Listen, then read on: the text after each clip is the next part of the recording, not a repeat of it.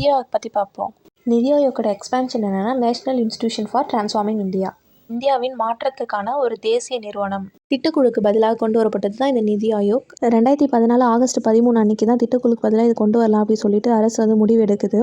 அதே போல் ஜனவரி 1, 2015 அன்னைக்கு இது கொண்டு வராங்க. இது வந்து அமைச்சரவை குழுவோட தீர்மானத்தின் மூலமாக தான் வந்து இது கொண்டு வராங்க.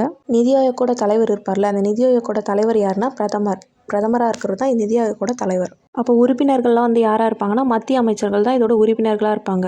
நிதி ஆயோக்கில் யார் துணைத் தலைவராக இருக்காங்களோ அவங்களே தான் வந்து நிர்வாக தலைவர் அப்படி சொல்லிட்டு சொல்கிறாங்க. அந்த மாதிரி நிதி ஆயோக் உருவாக்கப்பட்டு முதல்ல வந்து துணைத் தலைவராக இருந்தவர் யாருன்னா அரவிந்த் பனகரியா.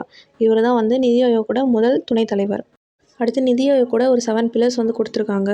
மக்கள் சார்பு, செயல்திறன் சார்பு, பங்கேற்பு, மேம்பாடு, அனைத்தையும் உள்ளடக்கியது, சமத்துவம், வெளிப்படைத்தன்மை.